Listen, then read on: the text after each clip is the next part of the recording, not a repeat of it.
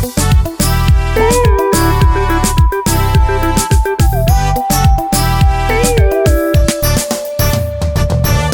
good people. Welcome to the Save Happy Life channel with me, Dr. Rose M. And I am a guidance and counseling consultant working with you on psychological issues. Last episode, we mentioned about the effect that the war Ukraine and Russia are having in Europe, and the way it is affecting our Kenyan situation. Today, I want us to broaden it a little further because it is not a Kenyan tragedy alone, but global. But specifically, I would like us to focus on its effect on the African space.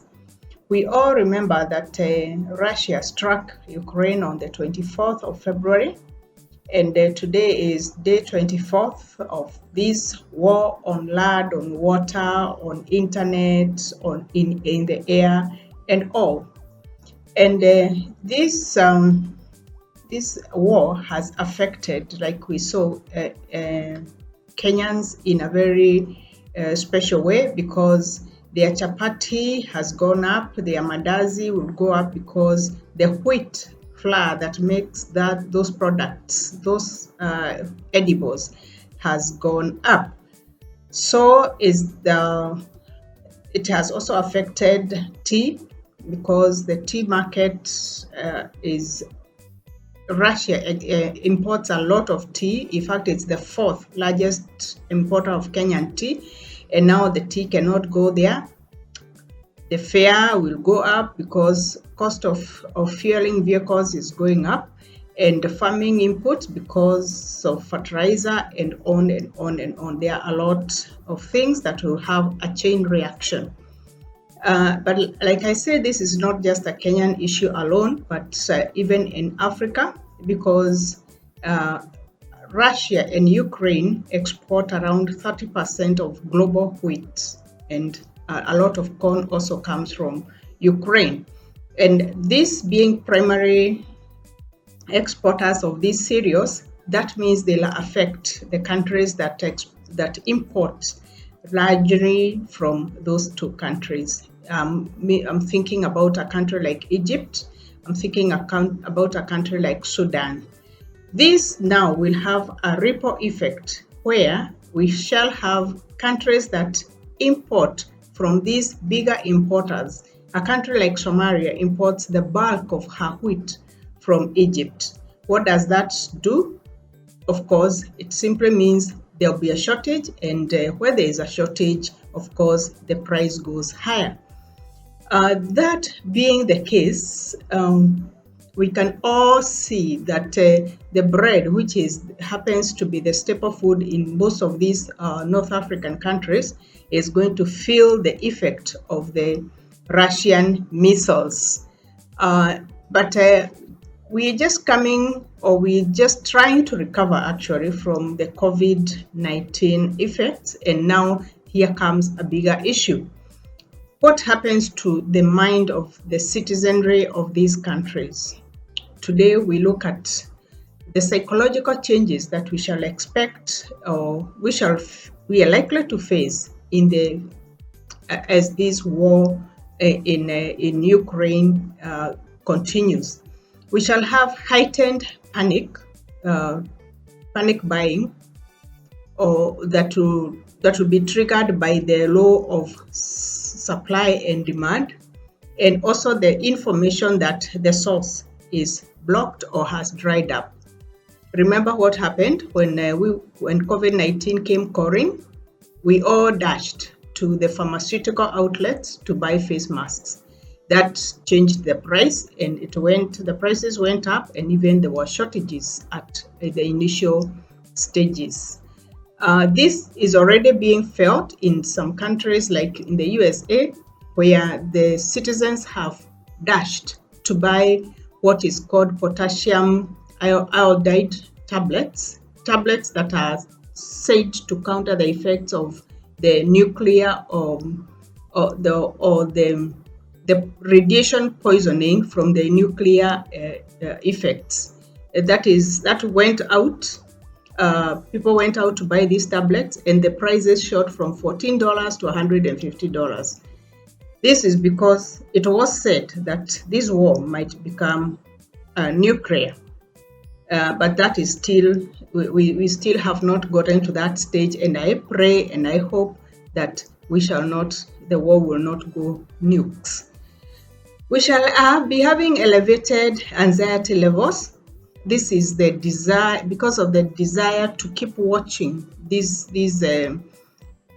clips or video clips or news outlets where we see what is happening. So that desire to keep watching what is happening, which building has been bombed, which city has been bombed, what is happening where, that builds our anxiety when we want to keep knowing what is happening, because it is a new thing in the world.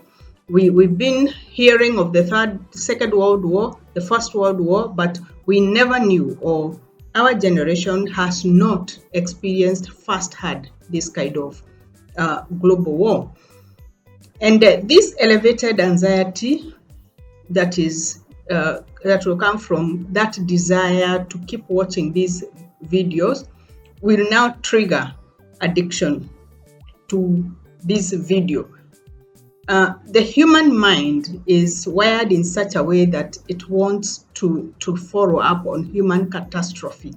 If it is an earthquake that happens in one place, the mind wants to find out what has happened, what has changed. If it is a volcano that has erupted, you find yourself drawn towards the TV, towards the radio, towards the YouTube, to find out what exactly is happening. And if we are not careful, this addiction can easily become a source of trauma, because we are watching things that are traumatizing, human beings dead on the streets, children crying, and we might internalize all these and they become a form of trauma for us. So let us be careful, lest we start experiencing disturbed sleep, nightmares, or even crying when we are watching these things, because we are internalizing the suffering. And this now moves us to the next level. When all this is happening, the prices are going up, and there's a lot of human suffering. There might be scarcity. What next? People want to take what they need, and they can see you have it without your permission. In short, there might be increased levels of insecurity because of the high cost of goods and the fact that a few might be having these goods. And this insecurity is not limited to any social class. Every person at every social level has something that somebody will want to take away without their permission. That means we are all exposed to this theft that might be escalated by this violence in Ukraine by Russia. What to do now?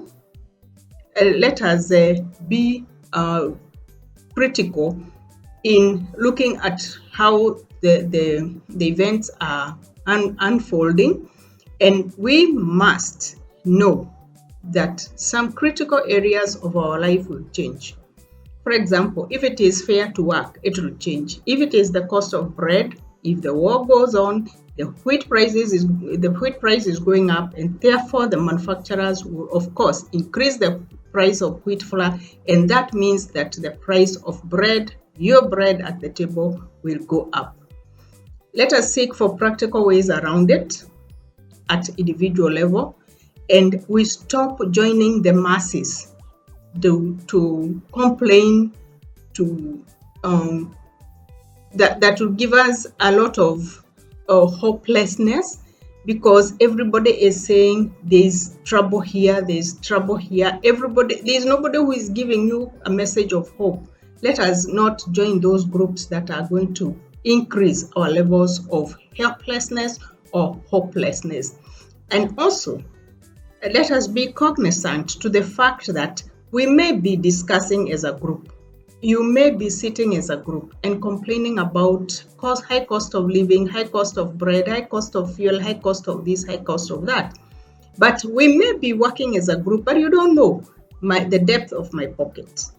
So we may be together complaining, helping each other to develop or build negative energy. But when I retreat, or when another person retreats to the safety of their home, things are different.